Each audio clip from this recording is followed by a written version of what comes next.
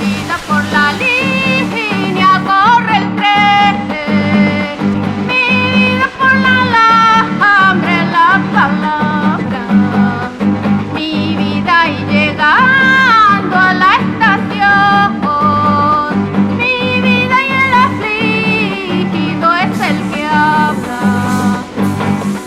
Ay, mi vida por la línea corre el tren. Ay, mi vida, llegando a la estación. Estación Mujeres al Frente del Patrimonio. Viajamos por nuestras diversidades. Viajamos por nuestras creaciones. 8 estaciones, 8 relatos. Memoria, Educación, territorio, feminismos, pensar lo nuestro. pensar lo colectivo. Radio Escuela Comunitaria en Género, Arte, Cultura y Patrimonio. Muy bienvenidas a todas y a todes. Aquí comenzamos nuevamente el viaje por nuestras memorias. Estación Mujeres al Frente del Patrimonio, una audioescuela comunitaria y libre, construida a partir de nuestras propias historias. 8 capítulos, 8 estaciones, desde la cordillera al mar y desde el cielo hasta más allá de las estrellas. Conversamos con artistas, cultoras, artesanas, gestoras de todos los territorios y de todas las disciplinas de nuestro bello Maule. En cada estación reconstruimos nuestro lenguaje para repensarnos, para pensar en nuestras culturas, en nuestros sueños, en nuestra visión de futuro. Mujeres al Frente del Patrimonio. Territorio.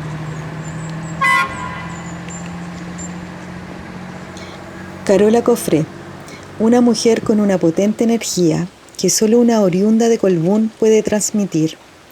Pero no puedo seguir sin antes contarles que Carola, no Carolina, es artista visual, gestora cultural y artista educadora, egresada de la Universidad de Chile como licenciada en artes y ceramista, y sintiendo el deber de retribuir de alguna forma y bajo su propia experiencia saberes aprendidos para y por su querido Colbún, regresa a mover las aguas en torno a las culturas, su comunidad y formación artística. En constante movimiento se encuentra la agrupación Ayacantún, en el taller de la Caracola, Andes Residencia, en fin, la Caro no para. Viajera, donde en cada viaje entrelaza las aventuras, la ruralidad, aprendizajes y enseñanzas, como objetivo de vivenciar, dialogar y compartir como lema, todos y todas aprendemos de todos y todas. La Carola se presenta como persona, como hija y nieta de campesinos. Su raíz es la ruralidad, generosa en compartir sus experiencias desde el arte de educar, siempre crítica del lenguaje, en donde para ella el concepto de patrimonio lo entronca en saberes locales, que estos se gestan desde lo femenino, de crear y de dar una nueva vida. Algunas de sus obras colectivas e individuales son Real, Evocar la Palabra, Tenemos tanto que decir, entre otros, donde nos pone en jaque entre la reflexión de cómo se nos instaura un relato que justifica y legitimiza sobre la geografía del cual se habita, de llamar a la conciencia sobre nuestra realidad y como apertura de revalorización en sentido de contar historias desde nuestras propias historias, albergadas en intervenciones, exposiciones, publicaciones, buscando siempre recursos para que la creatividad del hacer y actuar para que no decaiga jamás ni menos en su territorio. Amante de la buena música latinoamericana, al son del fado, un infaltable Drexler, música que cuenten historias, las que se imagina teniendo la certeza de que los y las artistas vibran con lo imaginario, con los sueños, pero esencialmente reconocer que todos y todas tenemos el tremendo potencial para poder hacerlos realidad.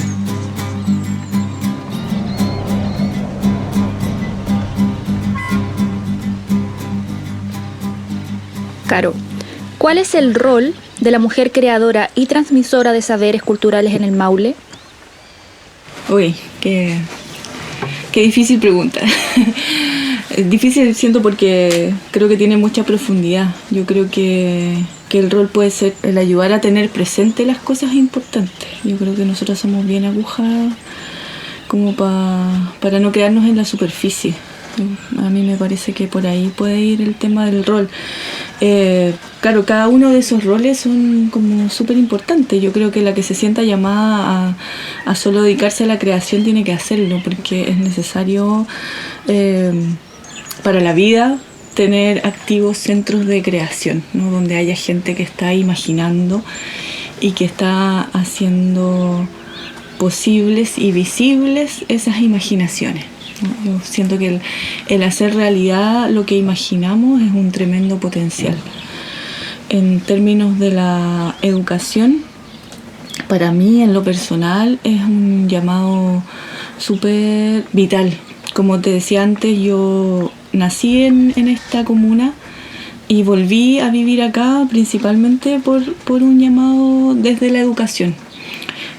Pasaba que cuando yo era niña me crié acá en este pueblo y fui a la escuela básica, en la escuela básica de Colbún. Tenía muchas ganas de crear, de dibujar, era como mi talento cuando era chica. Yo creo que todos pasamos como por eso, como que éramos buenos para el dibujo y no tuve quien me guiara, quien me acompañara en ese camino, quien me motivara, además de mi familia que me encontraba en todos los dibujos lindos, pero un profesor o una profesora que me dijera dibuja así o haz esto o prueba esto otro. No lo tuve. Entonces siempre como que después de la universidad como que tuve ese bichito de lo voy a hacer yo, pues. Así como voy a volver a mi pueblo y yo voy a facilitar ese espacio para otros niños y niñas que tengan talento y que a lo mejor no saben cómo encauzarlo. No sé si es por ser mujer. A mí yo me cuestiono también un poco esos temas como... Claro, yo no soy tan feminista, creo. Pero sí en lo personal yo sentí ese llamado, ¿no? Y de facilitar ese espacio. Por eso nació la Escuela de Artes y Oficios Ayegantún. Porque creo también en la justicia, ¿no? Y creo que nosotros que vivimos aquí en el campo tenemos derecho a ejercer nuestro derecho a la cultura donde estamos. No tenemos por qué trasladarnos a la ciudad, ni a lugares que sean más urbanos. Claro, tengo también un rollo con lo urbano yo. Siento que hay que hacer también una defensa de lo rural. Creo que la vida campesina es tan valiosa como cualquiera, ¿no? Y creo que esa hay que posicionarla también y hay que validarla. Por lo tanto, el ejercicio cultural debe ser en el lugar donde estamos, ¿no? Y en eso, esa es la educación que yo ejerzo, ¿no? Aquí, en este territorio. ¿Cómo enseñamos nuestra historia y nuestros saberes? Una cuestión que hemos conversado últimamente en Ayegantún que tiene que ver con el tema del patrimonio. Lo saco a colación porque justo nosotros decidimos no hablar más de patrimonio. Y hablamos de saberes locales, ¿no? De cómo podemos dejar atrás como ciertos rollos patriarcales, ¿no? Incluso en el uso del lenguaje, de las palabras. Porque no nos identifica y también porque la experiencia nos ha enseñado que la transmisión de saber tiene mucho de femenino, tiene mucho de este cuidado como gestador, ¿no? De nuevas cosas. El saber no es inerte, ¿no? No es que solo se replica. El saber es súper creador de nueva vida. Claro, siento que todos y todas tenemos un rol ahí. No sé si particularmente como mujeres, pero sí siento que hay como una fuerza femenina allí que tiene que ver con que no solo se genera esta circulación de saber, sino que también cómo se cuida y se mantiene, se preserva y se hace crecer, se desarrolla para el futuro. ¿Y cómo transmitimos las prácticas artísticas hacia nuestros niños e hijes? Claro, en eso, por ejemplo, una cuestión que nosotros tratamos de vivir, porque siempre es como que tenemos la intención, ¿no? Potencial de hacer cosas muy buenas. A veces no lo logramos tanto, pero por lo menos está en la intención de que nosotros decimos que somos artistas que compartimos la vida con nuestros estudiantes, nuestros y nuestras estudiantes. Y en ese sentido dejamos de centrar esta transmisión de saberes en lo disciplinar, ¿no? Sino que buscamos que sean un espacio de compartir la vida, de yo estoy aquí como ser humano, humani, y comparto contigo en ese nivel. Entonces somos iguales allí, ¿no? Cuando yo me enfrento a la tarea de facilitar un taller con niños y niñas, que es como lo que más me toca a mí, me presento como persona, no como la profesora que es artista y que sabe hacer cosas, ¿no? Soy Carola, que además vivo aquí en este mismo territorio donde están los estudiantes y las estudiantes, que crecí en una familia campesina, que sé también cómo cultivar la huerta, que conozco el territorio, que sé dónde están las localidades, que puedo ir caminando, ¿no? Y eso es lo que compartimos, pues. La creación sale desde la vida misma, pues. Es una cosa que está ligada, que no es que cumplo un rol cuando soy artista educadora, es una extensión de mi quehacer. Y claro, allí es donde se puede poner en el mismo nivel lo que saben ya los estudiantes, ¿no? Porque ellos son hijos de artesanas o son hijos de campesinos, o viven en lugares que están súper vinculados a la naturaleza, y todo ese saber que ellos ya traen se puede transformar a través de lo que yo pueda facilitarles con algunas herramientas desde lo que yo sé hacer como artista visual. Entonces estamos compartiendo esos saberes y yo aprendo de ellos y ellos aprenden de mí y compartimos la vida, ¿no? ¿Cómo se hace para lograr el éxito de un proyecto, Caro? Yo creo que hay que cuestionar el concepto de éxito. Primero, estar dispuestos a eso y dispuestas. Claro, para mí el éxito es sentirme feliz con lo que hago. Y tengo la fortuna de que puedo vivir en mi pueblo, con gente que me quiere, con gente a la que yo quiero. Puedo trabajar en la creación. Yo soy artista visual principalmente y me dedico a eso. Y eso es un privilegio que no todos tienen. Y soy artista educadora. Entonces hago lo que me gusta y vivo de mi trabajo. En las condiciones que yo decidí también enfrentar, porque no es fácil hacer lo que hacemos en un pueblito. Pero yo lo decidí, entonces yo creo que esa es como la clave del éxito, ¿eh? A ser consciente de las opciones que uno ha hecho. ¿Cuáles son las herramientas que debiésemos tener siempre presentes a la hora de desarrollar algún proyecto? Si nos puedes comentar cuáles son las estrategias que tú empleas a la hora de desarrollar proyectos personales, individuales o en lo colectivo. Desde que empezó la Escuela de Artes y Oficios, no hemos dejado de hacerlo. Y claro, ha evolucionado en sus fundamentos, ha evolucionado en su forma de hacer. Siento que hemos crecido harto con el equipo, pero insistimos en postular cada año a los fondos que aparecen la Escuela Rural de Artes y Oficios Ayacantún. La hemos ido mejorando, hemos incluido más gente, hartas cosas que han hecho que permanezca y que se fortalezca. Pero también hemos insistido en mantener el corazón, pues, que es estar aquí. A nosotros un montón de veces nos han dicho ¿por qué no trabajan en Linares? ¿Por qué no hacen cosas para toda la región? Si es tan lindo lo que hacen. Y hemos decidido que nuestra zona de impacto es la comuna y nos hemos quedado acá. Caro, ¿qué le dirías? ¿Qué le recomiendas a otras mujeres gestoras, cultoras, educadoras, artistas en sus propios territorios? ¿Qué necesitan ellas para sacar adelante sus proyectos? O sea, si el territorio es importante para ellas, tienen que conocerlo a fondo, tienen que disfrutarlo, tienen que amar sus espacios, su forma, su gente.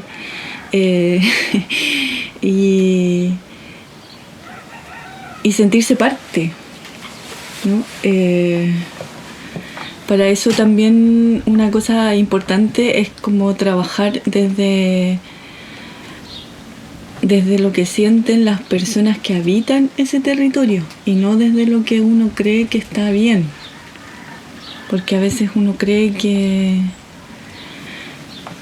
un lugar necesita alguna cosa, pero ese es un sentir de uno, de una, que va mirando como desde afuera.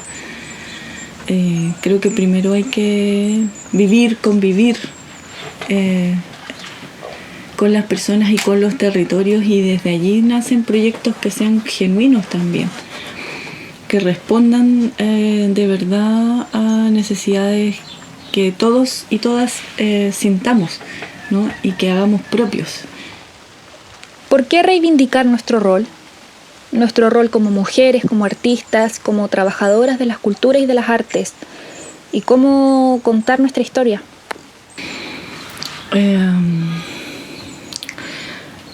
A mí hay un tema que me pasa no solo con lo femenino, me pasa con el mundo campesino, me pasa con nuestra región del Maule, que creo que es invisible, es la invisibilidad. Creo que esa es la principal razón por la que reivindicar lo que hacemos.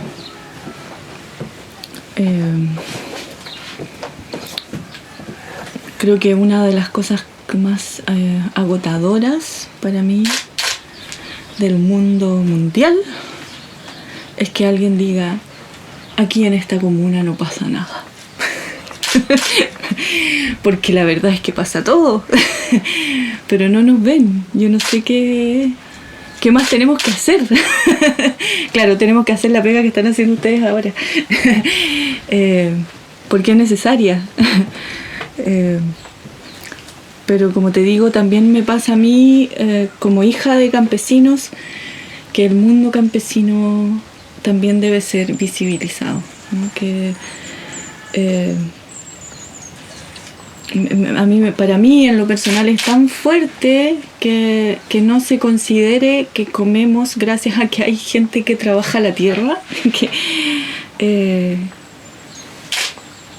que por eso se me hace una urgencia, ¿no?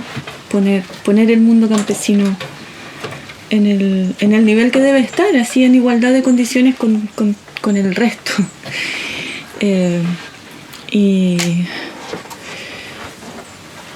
Y siento que nosotros como artistas, como gestores y gestoras culturales, también tenemos muchas herramientas que pueden ayudar a visibilizar la región del Maule. Yo siento la región del Maule muy zona de sacrificio desde que llegó la colonia, ¿no? Como que siempre ha sido y es y seguirá siendo un terreno de explotación y de extracción de recursos, y una tierra de la que no somos dueños nosotros, los habitantes. Entonces, con las herramientas que nos da el arte y la cultura, el ejercicio cultural, ¿no? Como ejercicio ciudadano, creo que podemos tratar de ponerlo, de visibilizarlo, ¿no? De hacernos conscientes.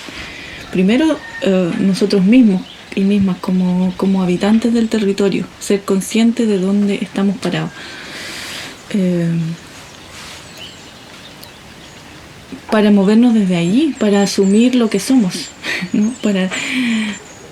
Para asumir nuestra identidad, así como esos niños del primer proyecto, ¿no? Esos niños y esas niñas que tenían claro quiénes somos, pero el mundo adulto era el que tiene un discurso instalado que decía que no teníamos identidad, y sí tenemos, pero no somos conscientes de ella. Yo creo que ahí está la necesidad de reivindicación, ¿no? De dar valor o de revalorar, no sé, creo que por ahí puede ir. ¿Cómo fomentamos las prácticas artísticas y culturales de las mujeres en función de la transmisión de sus propias historias? Yo creo que ahí tenemos que tener claramente una postura política que tiene que ver con hacer opciones concretas, ¿no? Que es un poco lo que yo creo que he dicho, ¿no? Que hacer educación o hacer arte en este contexto es un ejercicio ciudadano para mí, ¿no? Eso tiene que ver con una postura política en la vida, no es un tema como partidista, sino que instalarse como seres políticos y políticas desde el territorio. Y para eso hay que ser concretos y concretas. Por ejemplo, en mi caso yo me la estoy jugando por este proyecto educativo. Claro, por un lado el equipo Aya Cantún somos casi puras mujeres, eso es un aporte, pero también está el tema de que cuando invitamos gente a colaborarnos, invitamos también mayoritariamente mujeres. No sé si porque puede ser que hay más mujeres en educación artística, ¿eh? Así como que, claro, no sé si es una realidad, pero claro, ahora sí como pensando en quiénes hemos invitado o a quiénes pensamos invitar, hay más mujeres. Siempre les presento artistas a los niños y a las niñas, para que vean que hay gente que vive del arte, ¿no? Por una parte, y también para ampliar como su mundo imaginario. Y ahí yo claramente hago la opción de presentar mujeres.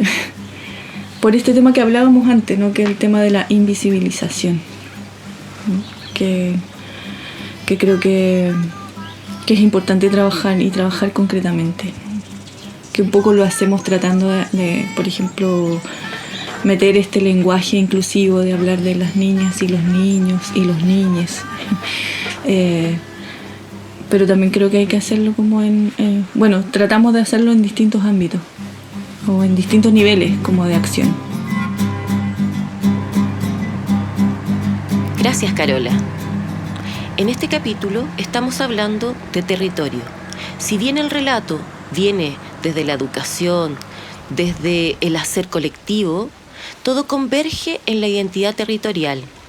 Qué importante es para Carola trabajar desde su propia casa, desde su lugar, desde su campo, aquel que le da todo el impulso para poder gestionar y estar levantando continuamente la posibilidad de una educación comunitaria territorial. Alma Saucedo, mexicana, con una mirada que nos transmite una dulzura, pero a la vez una mujer valiente, que fue justamente esa valentía quien la dejó alojada en la ruta de nuestros territorios maulinos, la costa del Pacífico, hace más de 3 años junto a su hija y familia, incluidos gato y perro mexicanos. Socióloga y ligada a la gestión cultural de manera social, educativa y preventiva. Profundiza en temas de violencia de género, derechos humanos, patrimonio, indígenas, migrantes y ecología. Le motiva la investigación y bajo sus propias experiencias reflexivas transformadas en encuadernaciones, bordados, poesías o simplemente en alguna técnica que le haga sentido para ella, como la justicia social. Para Alma, encontrarse en una realidad rural costera es gratamente sorprendida, porque el territorio donde habita, muchas son artistas, con los cuales se vincula a crear actividades comunitarias, con trabajos desde lo colectivo y además se vincula con jóvenes, donde el traspaso de saberes generacionales son justamente lo que resiste la memoria y el patrimonio. Desde ya hace un tiempo, a Alma se le ha hecho cuesta arriba movilizarse por problemas de salud. Esto la motiva a dar rienda suelta a su creatividad y así poder plasmarla en un bordado mexicano, entre colores y técnicas, o en una publicación en fieltro nos narra visualmente sus dolores y sus vivencias.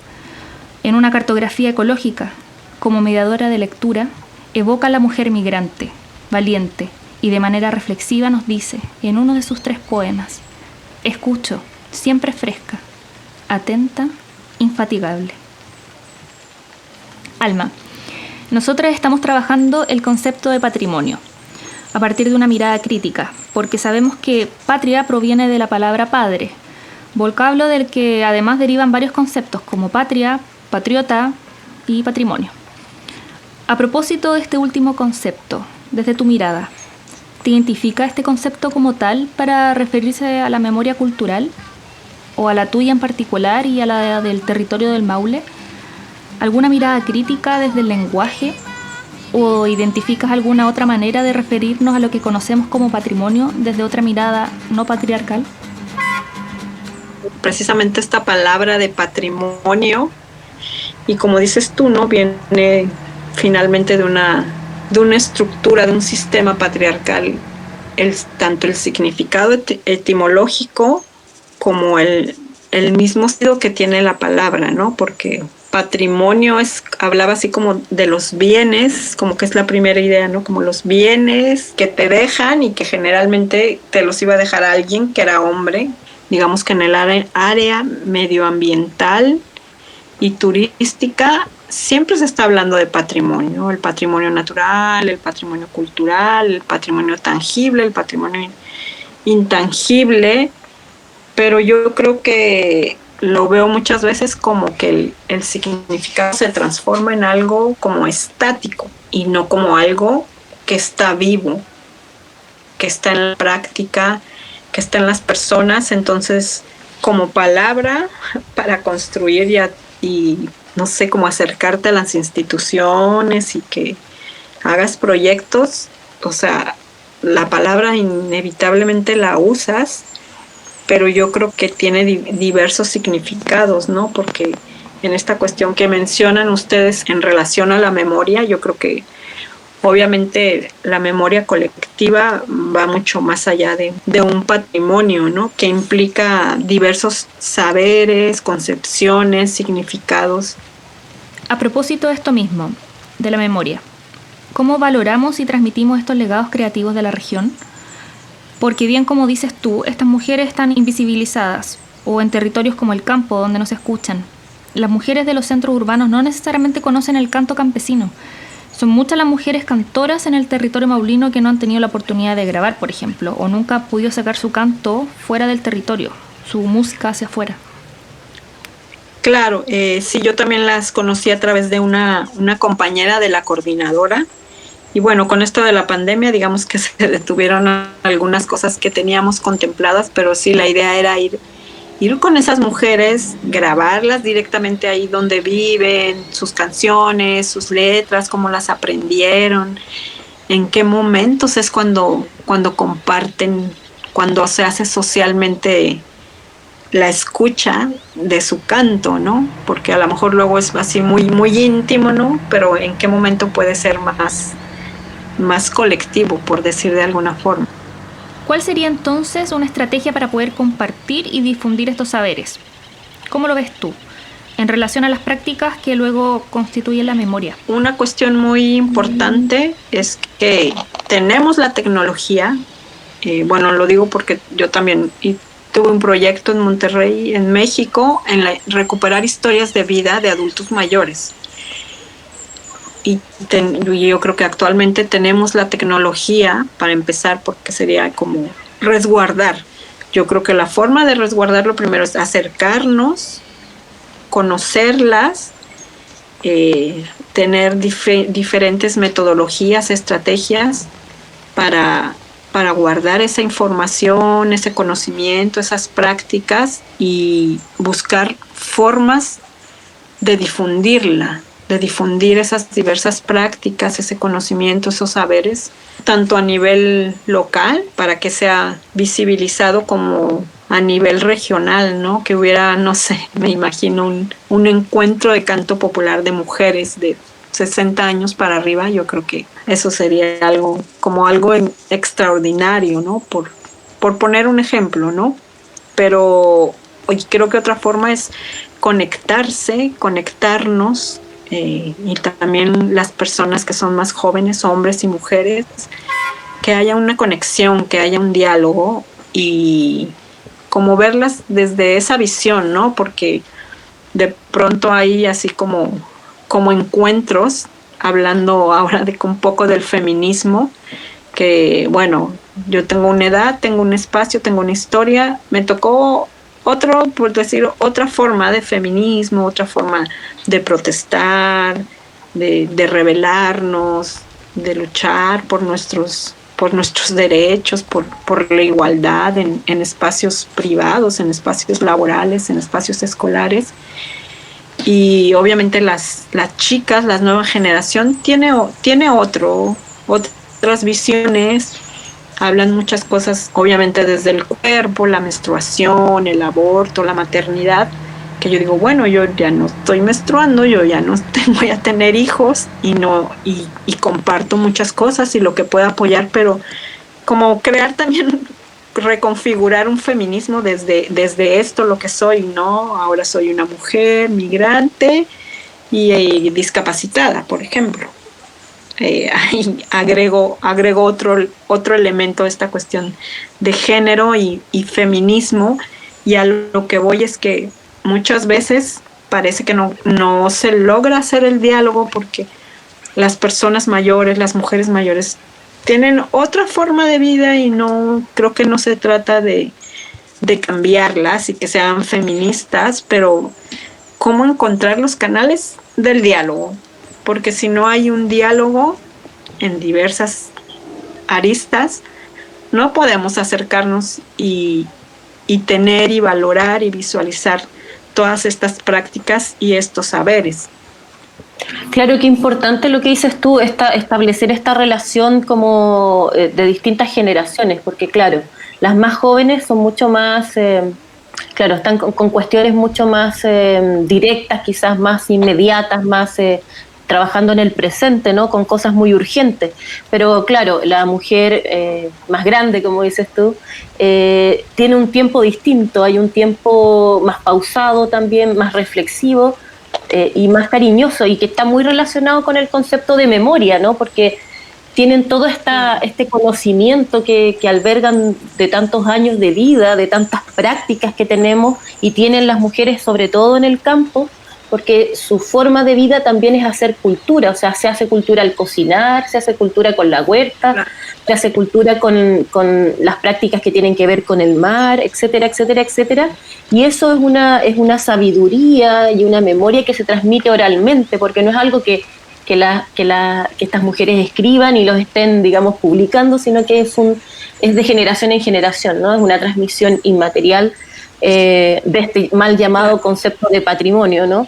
Pero entonces también cómo contamos estas historias, cómo nosotras contamos la historia, porque cuando la historia la cuenta la institución o el patriarcado, hace unos grandes y bonitos libros, ¿no? de muchas páginas con conceptualización y con estudios, investigación, etcétera, etcétera, pero finalmente estas historias tan sensibles debieran contarlas las propias mujeres, las propias actoras, las propias protagonistas, ¿no? ¿Cómo hacemos esa forma, cómo contamos nosotras las historias?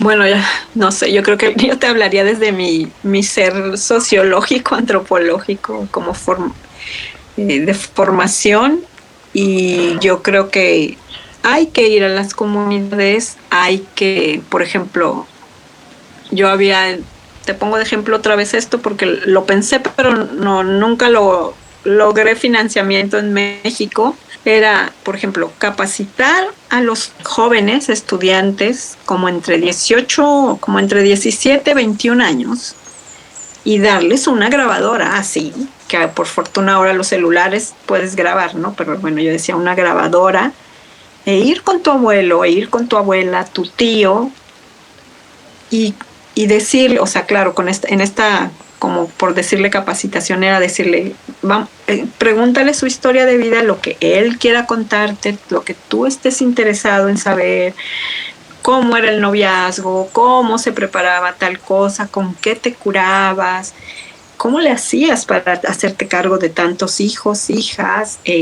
Hay tantos temas que, como dices tú, es oral. Entonces, efectivamente, difícilmente, debe haber personas que sí escriban, pero no estamos en esa cultura de escribir nuestras memorias. Entonces, yo creo que esa era una forma de salir y platicar con ellos y con ellas, hablando específicamente de las personas que son más grandes de edad.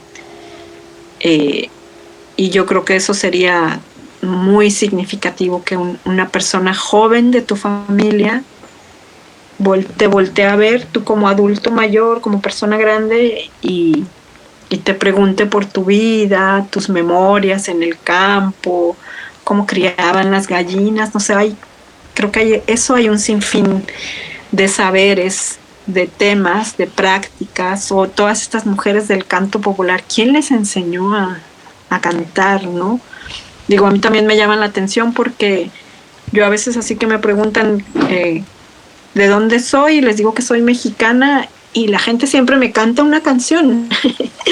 O había una señora que decía, cante la de Cielito Lindo, y cante, o sea, eso como que es algo muy, muy bonito, ¿no? Porque la persona primero estaba seria, pues te ve que eres de otra parte, no, como que no te hablaban, pero decía, soy mexicana, y yo creo que también hay todo un imaginario de la música mexicana del campo, ranchera, que desgraciadamente las letras son muy patriarcales y machistas, pero hay otras construcciones y que son parte de las personas que crecieron con esas canciones por el cine mexicano, etcétera, o sea que tiene un gran peso, ¿no? Entonces yo creo que sería más bien cuáles serían las formas como de acercarnos a las personas y entablar un diálogo y construir juntos reconstruir juntos y rescatar estos saberes, estas prácticas. Seguramente hay muchas prácticas que ya no se hacen porque, bueno, también la tecnología o cambian los mismos hábitos de alimentación, ¿no? La gente comía lo que sembraba, sus gallinas, y ahora van y compran a la tienda, desgraciadamente comida no muy buena, chatarra que le dicen, pero yo creo que esa es una forma, ¿no? Y que donde se involucren también diferentes organizaciones, grupos, artistas, cultores, gestores, pero cómo darle continuidad, o sea, porque yo decía, qué riqueza que vino esta chica, logró juntar a todas las señoras de Cardonal, hicieron una exposición, se reunían, a mí una vez me invitó, y entonces uno descubre otras formas de relacionarse hasta entre las mismas mujeres cuando no hay un hombre. ¿De qué hablan? Hablaban de los tejidos, entonces claro, esta chica solo venía porque ella era una residencia artística, hizo esto, pero yo creo que son momentos o son como fisuras donde podemos, otras personas que habitamos de manera constante el territorio, estar ahí trabajando con las personas, desde una forma como artista, como cultora o desde una organización. Claro, qué importante eso que dices tú de la continuidad, porque pasa mucho con esto de las residencias artísticas que se intervienen en los territorios. Se logran, digamos, estas actividades, estas acciones colectivas, pero luego uno se va. Entonces ahí qué interesante sería que los municipios, las instituciones pudieran vincular con a lo mejor los establecimientos educacionales, donde quizás hacer, como dices tú, el vínculo entre los jóvenes y los adultas o adultos mayores o gente mayor para poder establecer esto y darle continuidad en el tiempo, que es lo que uno siempre como que se frustra, ¿no? Porque claro, todo esto tiene que ver con los presupuestos y con que todo tiene que tener un espacio temporal y gente que viene de afuera, entonces después tiene que volver a su territorio. Pero claro, a nosotros nos pasó con SU lo mismo y por eso hemos seguido insistiendo de poder, hicimos una residencia artística, pero nos pasaba eso, o sea, después nos vamos, ¿qué pasa con todo lo que se generó, ¿no? Porque no se puede perder. Entonces, claro, uno insiste, digamos, en continuar estos proyectos de alguna u otra forma, con todas las dificultades que se suponen cuando uno no es del territorio, pero qué importante, como dices tú, sería generar estos lazos más a largo plazo con jóvenes o con instituciones propias de los territorios para continuarlos en el tiempo.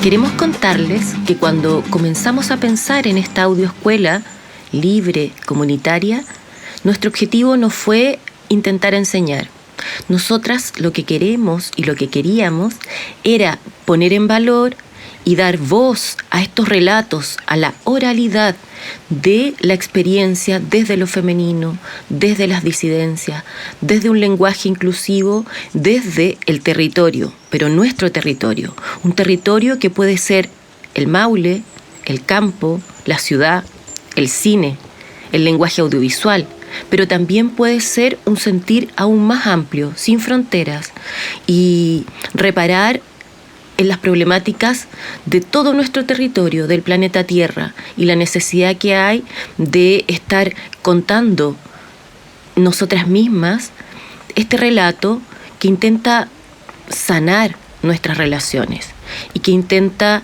hilar nuestras experiencias para construir una red que nos soporte y que nos dé una posibilidad de imaginar futuros juntas y juntes.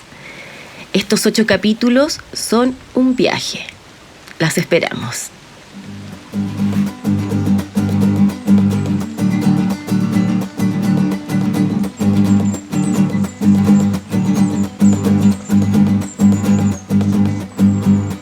Mi vida por la línea corre el tren.